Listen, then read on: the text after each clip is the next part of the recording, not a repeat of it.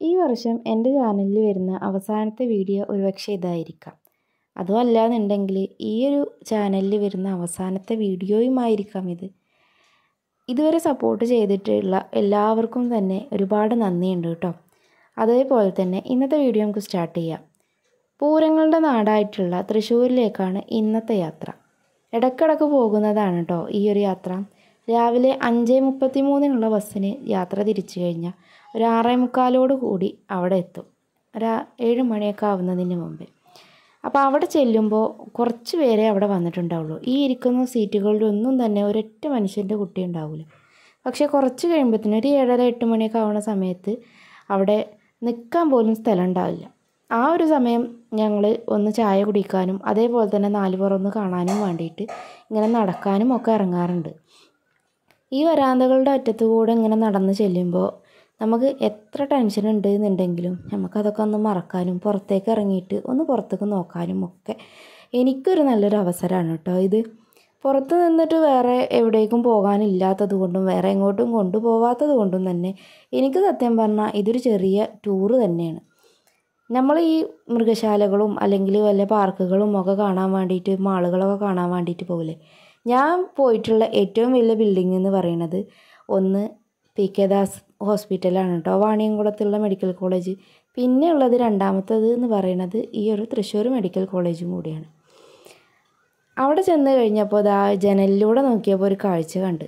AC എന്നൊക്കെ ഇങ്ങനെ പുറത്തേക്ക് വരുന്ന വെള്ളം ഇങ്ങനെ എടുത്തിട്ട് കുടിക്കുന്ന ഒരു പ്രാവിന്. അവിടെ ഒരുപാട് പ്രാവുകളുണ്ട് കേട്ടോ. പ്രാവുകളും അതുപോലെ തന്നെ നായകളുമാണ് ഈ ഒരു മെഡിക്കൽ കോളേജിൽ കൂടുതലായിട്ടും കാണുന്നത്.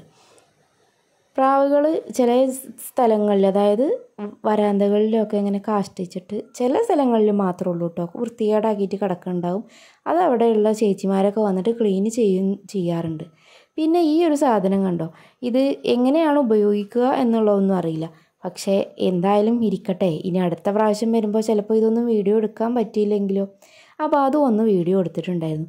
ഈ ഒരു ഭാഗത്തൊരു ലിഫ്റ്റ് ഉണ്ട് കേട്ടോ, ഒന്നല്ല 2 ലിഫ്റ്റ് ഉണ്ട് ഇവിടെ ഞാൻ തൊട്ട് അടുത്ത് നിൽക്കുന്നിടത്ത്. പിന്നെ അതൊക്കെ കഴിഞ്ഞ് ഞങ്ങൾ പുറത്തേക്ക് ഇറങ്ങി ഡോക്ടറെയൊക്കെ കാണിച്ചിറങ്ങിയപ്പോഴാണ് ഇവിടെ ഒരു പാർക്കിൽ നിന്നോന്ന് പറഞ്ഞിട്ട് ഞങ്ങളെ നിർത്തിയത്. അപ്പോഴാണ് ഇതൊരു പാർക്കാണെന്ന് മനസ്സിലായത്. അവിടെ ഇരിക്കാനുള്ള സ്ഥലവും അതേപോലെ അതിൻ്റെ ഉള്ളിലൊരു കുളവും പ്രതിമയൊക്കെ ഉണ്ട്. പിന്നെ ഇരുമ്പാമ്പുളുടെ മരം, ഇതിന് വെള്ളച്ചാമ്പക്ക, തെച്ചി, നാരങ്ങ, അങ്ങനെ ഒരുപാട് കടച്ചക്കൊക്കെ മരങ്ങളൊക്കെ ഒരുപാട് മരങ്ങളൊക്കെ ഉണ്ട് കേട്ടോ. അതിൽ ചെറിയ ചെറിയ ചെടികളൊക്കെ ഉണ്ട്. ആ കാണുന്നത് കണ്ടോ, മെഡിസിൻ്റെ പിതാവ് എന്ന് അറിയപ്പെടുന്ന ആളാണ് കേട്ടോ അത്. അദ്ദേഹം BC 450 ജീവിച്ചിരുന്ന ആളാണത്രേ. പക്ഷേ ഈ ഒരു പ്രതിമ ഇപ്പോഴാണ് ഞാൻ അവിടെ കാണുന്നത്. എത്രയോ തവണ ഞാനവിടെ പോയിട്ടുണ്ട്. അതിൻ്റെ അപ്പുറത്തായിട്ട് ചെറിയൊരു കുളമുണ്ട് കേട്ടോ, ഒരു ആമ്പലൊക്കെ ഉള്ളൊരു കുളം. ആ കുളത്തിലേക്ക് പോയി നോക്കുമ്പോഴാണ് അതിൽ കുറേ സാധനങ്ങൾ ഇളകണത് കണ്ടത്. നോക്കുമ്പോൾ അത് ആ മീനായിരിക്കും എന്ന് വിചാരിച്ച് നോക്കുമ്പോൾ നിറയെ തവളക്കുട്ടികളാണ് കേട്ടോ. നമ്മൾ തവളാപ്പൊട്ടിൽ എന്നൊക്കെ പറയുന്ന സാധനം അത് തന്നെ. പക്ഷേ ആ ഒരു കുളത്തിൽ വെള്ളം കുറേ കുറവായിരുന്നു. അതുകൊണ്ട് തന്നെ അതിൽ കുറച്ച് സ്ഥലമേ ഉള്ളൂ കേട്ടോ അവർക്ക് നിൽക്കാൻ. പിന്നെ ഇലകളൊക്കെ ആ 4 പുറമുള്ള ഇലകളൊക്കെ വന്നിട്ട് മരത്തൊക്കെ വന്ന് വീണിട്ടും ആ വെള്ളം ആകെ നാശമായിട്ടുണ്ട്. കുറച്ചൊക്കെ വെള്ളം ഒക്കെ അതിലേക്ക് ആക്കിയിട്ട് ആ കുളമൊക്കെ ഒന്ന് വൃത്തിയാക്കുകയാണെന്നുണ്ടെങ്കിൽ ഒരുപാട് മീനുകൾക്ക് അതിൽ താമസിക്കാം കേട്ടോ.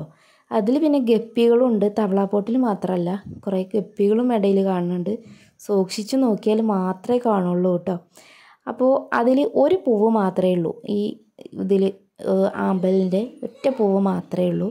ഒരു വയലറ്റ്, ചെറിയൊരു വയലറ്റ് കളറിലുള്ള ഒറ്റ പൂവ്. ബാക്കിയൊക്കെ ഇലകൾ വീണിട്ടും പിന്നെ അതിൻ്റെ വള്ളിയും ഒക്കെയാണ് കേട്ടോ കിടക്കണത്. അതൊക്കെ കഴിഞ്ഞിട്ട് ഞങ്ങളിങ്ങനെ അതിൻ്റെ പുറത്തേക്ക് ഇറങ്ങിയപ്പോൾ കുറച്ച് വണ്ടികൾ വന്ന് നിന്നു. നമ്മളെ ജയിലത്തെ വണ്ടികൾ, കുറ്റവാളികളൊക്കെ കൊണ്ടുവരുന്ന വണ്ടികൾ. പക്ഷേ ആദ്യം വന്ന് നിന്നപ്പോൾ ആൾക്കാരൊന്നും വലിയ മൈൻഡൊന്നും കാണിച്ചില്ല. പിന്നെ അതിന് ശേഷമാണ് അതിൽ നിന്ന് ഓരോരുത്തർ പുറത്തേക്ക് ഇറങ്ങുമ്പോൾ 4 പുറമുള്ളവരൊക്കെ അതിലേക്ക് തന്നെ കണ്ണും നട്ടിട്ട് നോക്കി നിൽക്കുന്നത്. എന്തുകൊണ്ടാണ്, നമ്മുടെ നാട്ടിൽ പട്ടാളം വന്നാലും പോലീസുകാരും ഒക്കെ വന്നാലും നോക്കിക്കില്ലേ, അത് തന്നെ. അവർ ആ തോക്കൊക്കെ പിടിച്ച് AK-47 പിടിച്ച് പുറത്തേക്ക് ഇറങ്ങി.